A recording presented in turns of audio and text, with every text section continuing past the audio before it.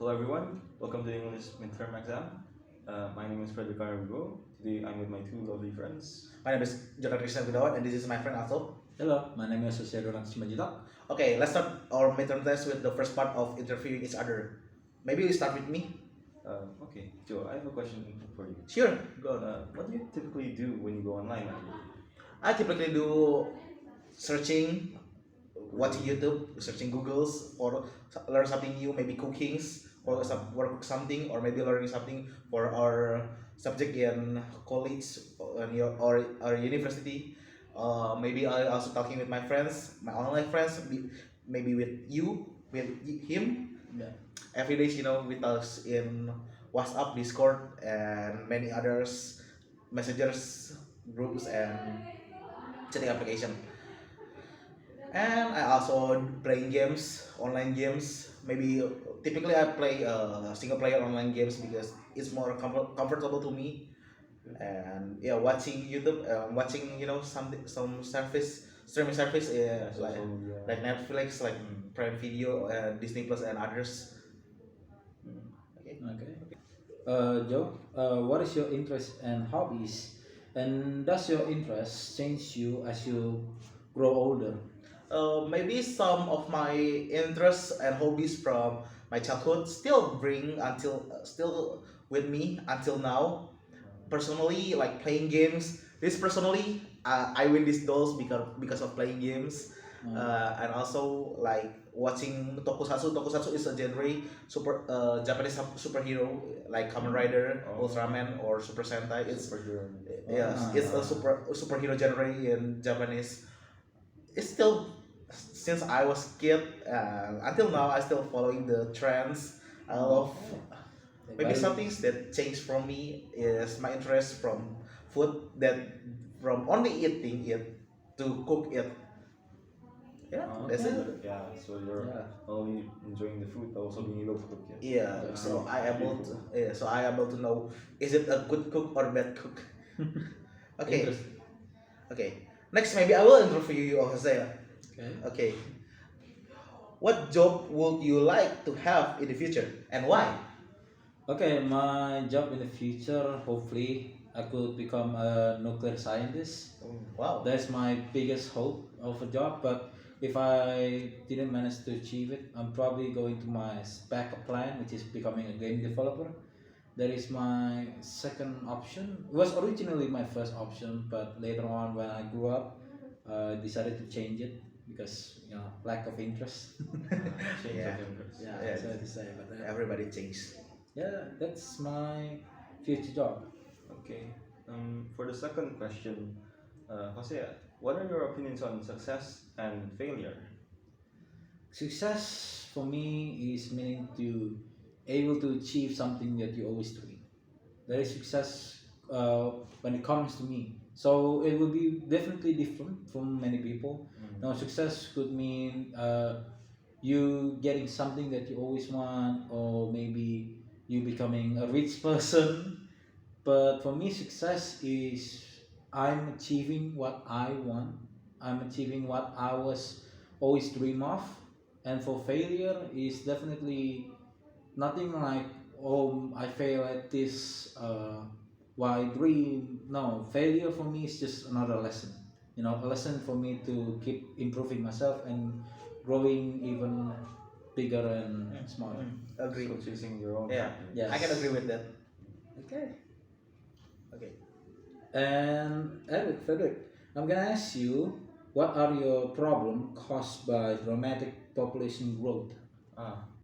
Problems caused by overpopulation. Yeah. Well, it's a pretty extensive subject, but overpopulation leads to multiple problems, ranging from social issues to environmental issues. One major strain that we see from day to day is food shortages. As the population grows, more and more people are not given the availability to good food quality. This leads to many problems like malnutrition, and there's also other problems such as distribution of those good food quality. Yes. And this leads to many other issues. For example, right now there's a lot of cities that are currently overpopulated. So the government are forced to build buildings that where the infrastructure isn't just that good, Yes, that is completely true. and ultimately just really affects how we grow as a society.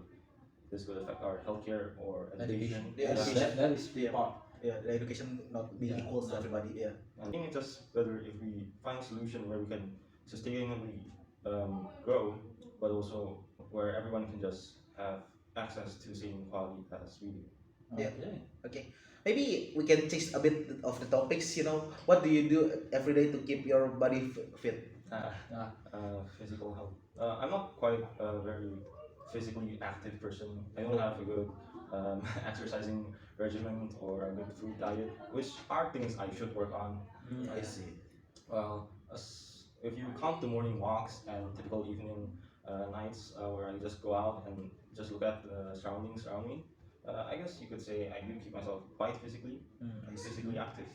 But aside from that, I am trying to focus all on my diet, going more on lean protein and more fruits and vegetables. I see. But aside from that, I'm not that quite physically active. Okay. Okay. Maybe we can move to the next part. We already in release order. Let's go. Let's move to the next part. Okay. We will talk about pictures that already given in the midterm exam. I chose the first pictures because personally the first pictures is quite interesting for me. A lot of people demanding for lower the housing price, become more reasonable housing price because our rent and our house is really expensive. Yes, that is true. The minimum wage can afford the same house, or parents can afford maybe 30 or 20 years ago, or maybe 10 years ago, because the inflation is getting A lot. getting bigger and bigger. But Yeah. because of that, rich people just keep investing in the house, in the property, but they won't sell it. They just keep it for themselves, make it even Harder for us normal people. to achieve it. Yes, why it become a problem, especially like in the first part you're talking about overpopulation that become problem when you have a lot of people that live in the city. Yeah, I can agree with that. Okay. Okay, maybe who gonna next, Jose or Eric? Maybe Jose can start with the. Okay. I choose the picture number 5 simply because in the picture we see a lot of people, doing yogas, doing exercise to keep their body sustainable, healthy, and also flexible. Even though they are mostly a lot of older people, older generation, but they still keep their body really healthy, and it is like one of the things that we could, as a young generation, take example for. Older generation do a lot of stuff to keep healthy, to keep the body still flexible and also strong, Yeah. compared to us. Yeah, We- maybe I can agree with that. Yes. For some reason. Even though we are young, most of us have either back issue or something like that. It's really sad to compare the oldest one. Even though we are younger, we're supposed to be stronger, but sometimes that's just not the case. Yeah, that's to me. And now about you? Right. So moving on to my picture, here we can see what I see is a relationship between a mother and a daughter. Here they're in between some white sheets. I believe they made a sort of tent where they can snuggle and get cozy up together. Yeah. You can see some very dim lights for decoration, and besides the mother, there's a sort of teddy bear. I believe that might be belonged to the daughter, which is quite Small cute. teddy Sort of like yours. Sort of Yeah, like- small like my body. Yeah. Here you can see they're together, they're watching some sort of video. The daughter is somewhat laughing at the video while the mother is simply enjoying their time together. Yeah, I think that leaves my description of this world. Hello everyone, welcome back to part 3 of the video. This time we'll be discussing the best way to learn about the world. Okay, so there's a lot of mediums that serve information, but 2 mediums that I really like to push because they keep getting overlooked is TV news and newspapers. Oh yeah. Yes. Okay, so these 2 are pretty old forms of mediums, but one thing that people really overlook about them is how much they hold credibility. Ah, Different from how people serve social media, for example. yeah. Companies like Kompas or CNN Or maybe are others, really, yes, are really required to hold their credibility on information, whether that information being true or not, really depicts how they can serve those mediums. I think that's it. Yeah, I think it depends of the media because it's a big company. Oh, maybe like you are learning into the social media. Social media is really the the true power of freedom of speech, like TikTok, Twitter, Instagram, Facebook, or else maybe like Reddit or 4chan. It's really the power of freedom of speech itself. Big, but it's also have lack of credibility. If Eric mentioned that media like TV news or maybe newspaper is a big company. They are a big company, but for the social media itself, it's a people to another. And it gives quote unquote not a great impact sometimes because lack of negative news, maybe Lot of hoax. yeah, fake news is really the misinformation, disinformation. Maybe it's all on us. Maybe from our parents sharing from WhatsApp group something that can save from cancer, a cure for cancer, something like that. It's really a misinformation, right? Yeah. Yeah. Difficult to verify. Yeah, because that maybe we should also learn something in the school where we can meet the teacher or lecturer maybe in university or even professor itself. Because even if our family or friends sharing something, we should need help from an expert. Is it correct, guys? Yeah, I would agree on it. Especially in university, get a lot of information not only like Jojo said from either family members or friends or social media. We can mostly get information from university. It is verified. Most of the university information is already verified, so we can more likely trust it. Depending on the real fact different from social media. Like Jojo said, there's a lot of hoax, a lot of things we can't really know the truth between the real thing and people are saying. Yeah. So yeah, for me, I usually would go with the university news.